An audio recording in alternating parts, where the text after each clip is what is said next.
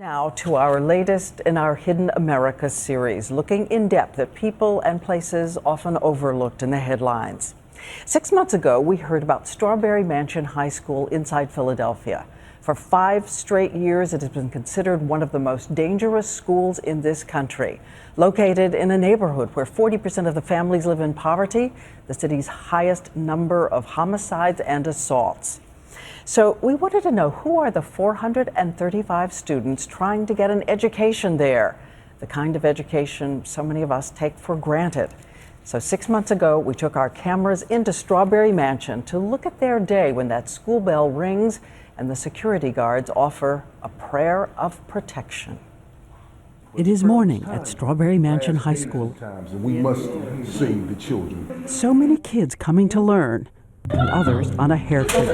This school year, there have been 49 serious incidents like the ones we filmed.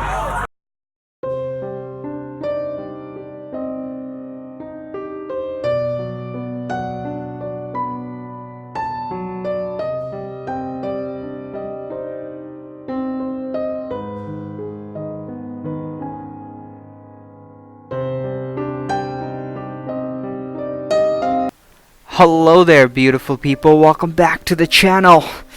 Today we got to talk about something I really care about, and I'm just sick of stuff like this. I'm sick of the woke people screwing people up like this while pretending to help. Now, my schooling has been a little different than perhaps some of y'all. We did not have a very hardline stance on things like bullying where I come from, and our teachers had a lot of flexibility in terms of disciplinarian options, and they were allowed to use their imagination. Now, at the time, we were not big fans, but in retrospect, the students that needed the discipline were the ones who usually got them. If these people did not get the discipline they needed at a young age, adulthood could and most likely would have ended up very differently for a lot of these people. The worst thing schools can do for the kids is to take away the source of discipline. And that's exactly what California is doing, because it's 2019, and that's what progressives do. A new law passed by the California state legislature and signed into law by Governor Newsom would effectively ban teachers and school administrators from suspending unruly students in public and charter elementary and middle schools. If you're wondering why these terrible ideas are pushed from public office, well, it's the same story with every progressive shitshow. If you divide the students into smaller groups based on melanin levels, not sure why you would do that, but apparently that's what we do in 2019.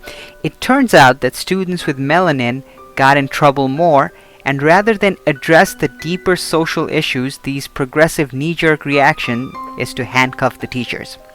The bill SB 419 limits suspensions to certain activities such as violence, drug possession or use, property damage, robbery, sexual assault, and others.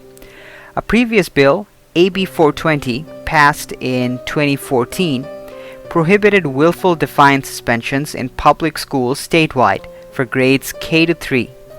SB 419 extends the ban to grades 4 to 5 permanently, while a ban on suspension for grades 6 to 8 would sunset in 5 years.